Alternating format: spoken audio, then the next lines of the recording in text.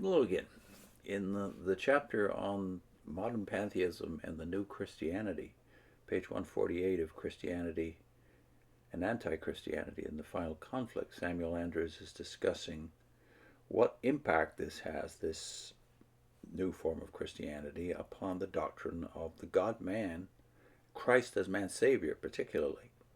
He says, first, if God and man are not separated by any real distinction of natures, it is idle to speak of our humanity as fallen and corrupt. The divinity in us may be obscured, but it is indestructible. Our sin and misery lie only in the unconsciousness of our divine sonship, that is, according to this view, and our redemption is in our awakening to a consciousness of it. It is a process within every man's own spirit and is effected when he realizes his sonship. There is no need of any sacrifice for sin or of any mediator outside of our humanity. As directly united with God, man possesses his full salvation within himself. Jesus did not redeem us from the law of sin and death by his sacrificial death, but from him, as from all prophets and religious heroes, goes forth a redeeming force, only in a far higher degree, because he, among all the ethical and religious geniuses and heroes of history, occupies the central place.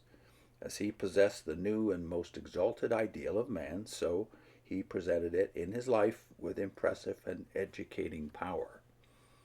His work in our salvation was not to bear our sins in his body on the tree, and by resurrection to become the source of a new life, but to furnish an ideal for men, to educate them by his earthly example. As said by the writer last quoted, quote, "The true redeeming and saving faith of the Christian consists in his adopting this ideal as the conviction of his heart and the principle of his whole life." Second, as the work of Jesus was completed by giving in his earthly life a moral and religious ideal, his relations to us since his death have no real importance. His life on earth was a historical demonstration that God and man are essentially one, and having taught men their divine sonship, his work was done. As to his bodily resurrection, some of the neo-Christians are silent, but some affirm its belief to have been a hallucination of the early disciples. As an historical fact, it is not important. He is not now fulfilling any priestly function in heaven or any work of mediation between God and man. He is not the second Adam giving his resurrection life to man. The church does not exist as his body. It has no living head. It is the community of all the sons of God in which he has no supreme place. It is the ethical principle of the divine sonship perfectly illustrated in him which makes church unity. And as this sonship embraces all men, so the church embraces all. It is as large as humanity. We know how that has played out in the 125 years since this was written. We enter it by natural birth. We enter into its full communion when the consciousness of our sonship is fully awakened within us, and this not by the Spirit of Christ sent by him and working in any supernatural way, but by the redeeming force of his ideal. As there is no living head of the church whose life and grace are conveyed through sacraments and ordinances, these have only such value as a man's own spirit may give them. Third, if Christ is not now carrying on any redemptive work in heaven, will he have any work in the future? Clearly, he himself believed this, for he continually spoke of his return and of his work as king and judge, and this is affirmed in all the creeds. But we are told that, while he was from one point of view far above his time and surroundings, from another he was the child of his time and of his people, and therefore we must not be surprised at his belief that he would return to set up his kingdom and be the king and judge. In this he shared the mistaken messianic expectation of the Jews. The church is now outgrowing this illusion and sees in the messianic king descending from heaven to establish his kingdom only a carnal conception of that spiritual, ethical kingdom which will be realized only when all come to a consciousness of the divine sonship. Next, he's addressing the issue of not the immanence of God in man, but rather a divine humanity in God. Before considering this, we may be reminded of the Orthodox faith that man was created by God in his own image, but is absolutely distinct in his essence from his Creator. It was this created nature which the Son took when he came into the world and became man. He came under the law of death, but rose from the dead, and in the risen and glorified form of his nature, he now abides. As opposed to this faith, this school of neo-Christians affirms that the incarnation, as realized in him, was not a union of two natures, but the development or determination of the divine in the form of the human. This has been otherwise expressed as an eternal determination of the essence of God, by virtue of which God, in so far, only becomes man as he is man from eternity. Again, the incarnation is a revelation of the essential humanity of God and of the potential divinity of man. Thus, there is in the Godhead a human element, and as the Godhead is incapable of change, it must be an eternal element. Unless we affirm a dualism in the Godhead, this human element is itself a determination of the divine in the form of the human. Thus we get an eternal divine human element and uncreated humanity. In what relation does this divine human element stand to Christ, the incarnate Son? It was the teaching of F.D. Maurice, that is M-A-U-R-I-C-E, that, quote, Jesus Christ was the coming forth of something that had always existed in God. It was the coming forth of the human side of God, God manifest in the flesh, unquote. In general, those of this school agree that before the incarnation, or before any act of creation, the divine human element had, in the Son, its eternal embodiment. On this ground, he is called by one the archetypal man, and his humanity the archetypal humanity. By another, the eternal prototype of humanity, the eternal pattern of our race. It is because he was the archetypal man that humanity is what it is. His humanity is more real and true than ours because it is the original from which ours is derived.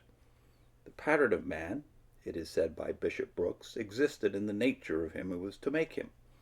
Before the clay was fashioned, this humanity existed in the divinity. Already there was union of divine and human, and thus already there was the eternal Christ.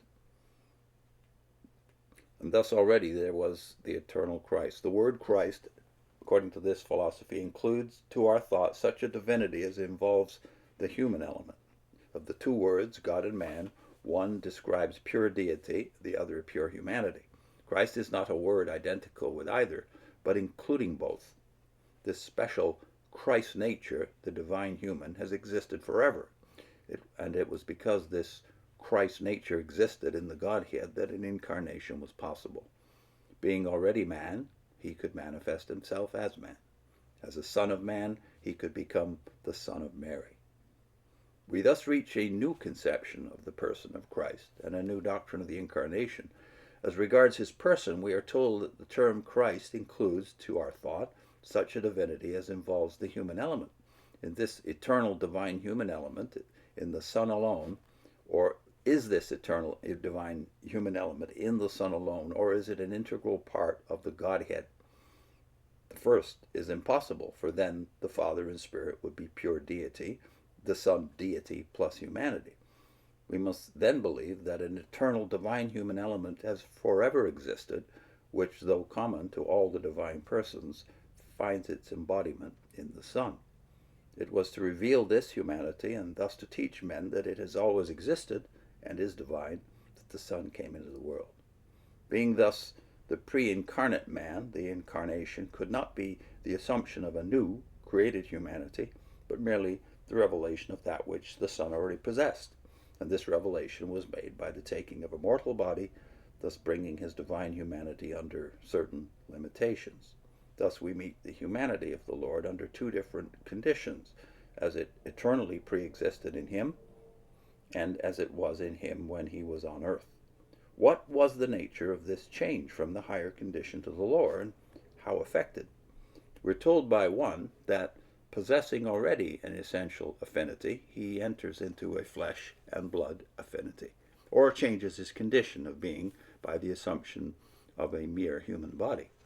How vague and superficial this is need not be said, but it rests upon the assumption everywhere made by this school that there was no such fall of man, no such corruption of nature as the Church has held.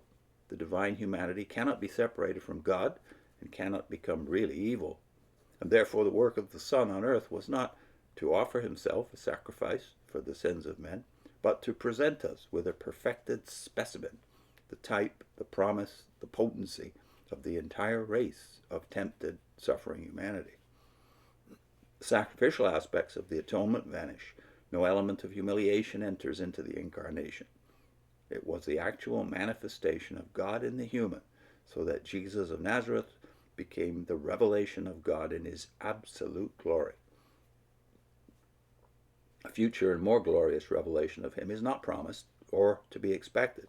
The world is already redeemed. He has made all things new. We are living in the new heaven and earth. Thus, the end of the incarnation was not, by the Lord's assumption of our nature and by his death, to condemn sin in the flesh and to bring in through resurrection a new and immortal form of humanity, as has always been taught by the Church, but to show men that the eternal divine humanity possessed by the Son is theirs as their birthright, and that to regain it is the perfect life.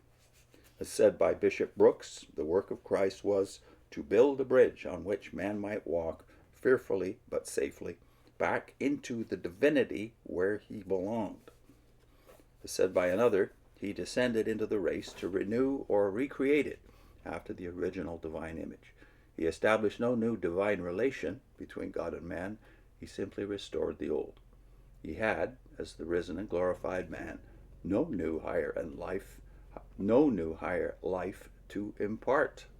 When the Lord left the earth, having finished his work, he regained his place as the archetypal man, his pre-incarnate state of fullness and immortality.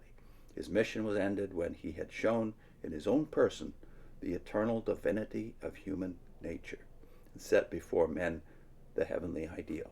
It was now for them to realize it. Next time he deals with noting some of the bearings of this doctrine of the divine humanity, the human element in God. I'll put a link into the biblical meaning of the word parousia, the second coming, which is, of course, according to this view of the new humanity, completely needless. So the parousia, what does it really mean according to Greek scholars? See you next time.